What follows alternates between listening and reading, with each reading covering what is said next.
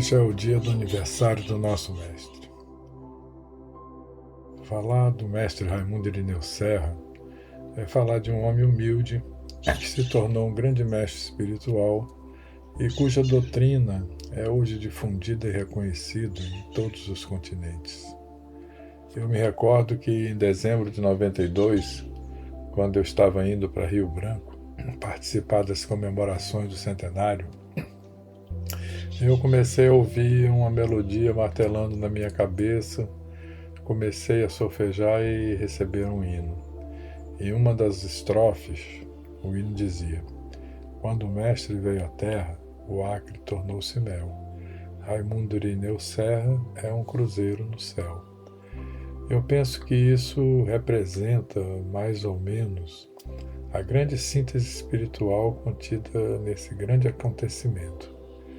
Da mesma maneira que um outro mestre, há 2000 anos atrás, sem querer comparar um com o outro, nasceu num estábulo da Galileia, o nosso mestre também nasceu num lar humilde, numa casinha de pau a pique e chão de terra batida, lá no município de São Vicente Ferrer, no interior do Maranhão. E mesmo criado numa infância muito pobre e uma vida muito dura, o tempo o transformou num homem simples, sábio, manso e de caráter altruísta e leal. Veio da sua terra natal para o Acre, foi lá que ele encontrou seu destino e a sua missão espiritual, e transformando, como diz o hino, aquele recém-criado território perdido na selva, cujo nome Acre sugere algo travoso, em puro néctar. Foi lá, em suas florestas, que ele veio a descobrir essa bebida sagrada, verdadeiro maná espiritual, que tem trazido tanta luz e tanta cura para dezenas de milhares de pessoas até os dias de hoje. Hoje a gente sabe que algo muito marcante aconteceu ali e que todos nós, acreanos, brasileiros, estrangeiros de todo o globo, entendem cada vez mais o valor dessa doutrina espiritual que foi fundada pelo mestre Irineu.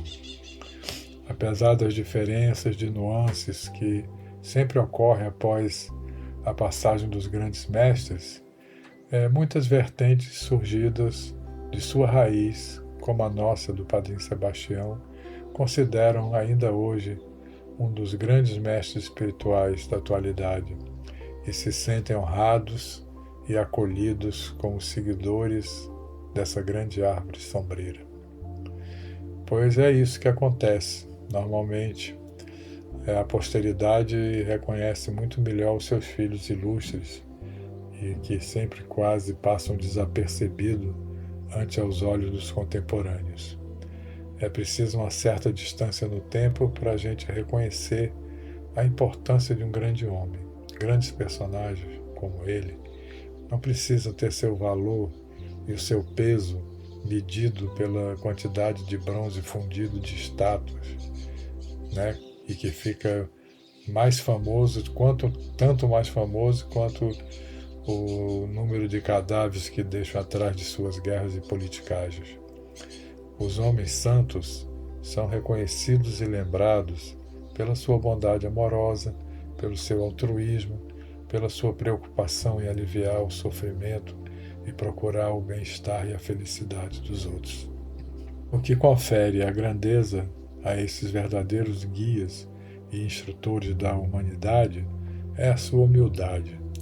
Eles são feitos da mesma matéria que nós e nos mostram a possibilidade de ser igual como eles. A diferença que nos separa é que eles realizaram a verdadeira realidade, a dimensão espiritual da vida. Mas, ao invés de guardar isso para si, querem nos acordar para evitar que soframos enrolados nesse mundo com tanta coisa ilusória. É por isso que eles nos encantam e o exemplo dele nos cala tão fundo. Nós também podemos nos iluminar. Mas o mestre recém-chegado no Acre, quando entrou em contato com as tradições sagradas mais antigas dos povos nativos da Amazônia Ocidental, que é a ayahuasca, ele a batizou de Santo Daime. Nesse ponto da história, acontece uma coisa muito significativa, o encontro do cristianismo com a magia e o mistério das plantas psicoativas, usada desde tempos imemoriais por nossos ancestrais em seus mitos religiosos. Coube ao Raimundo Irineu Serra receber essa revelação diretamente da Rainha da Floresta e anunciar essa revelação de um Cristo ressuscitado no cipó, no meio da floresta amazônica, no coração da floresta amazônica, e que, por ironia do destino, vinha a ser esse sacramento, o sacramento dos povos que foram subjugados e submetidos ao genocídio por uma pseudo-versão de cristianismo conivente com a conquista colonial das Américas. Sem sombra de dúvida, foi uma façanha prodigiosa, tanto kármica, cultural quanto espiritual. O segmento, que foi dado a tudo isso, o padrinho sempre nos relatava, quando de suas conversas privadas com o mestre Irineu, que ele demonstrava inclusive um grande apreço, que ele chegou a falar com o mestre algumas vezes e da história que ele tinha recebido de juntar um povo, de fazer uma igreja, ao que o mestre lhe teria dito que essa história seria no Amazonas. Então, hoje o mestre comemora 124 anos e a Aicéfalo, cumprindo essa profecia e esse desejo do padrinho, completa 50 anos.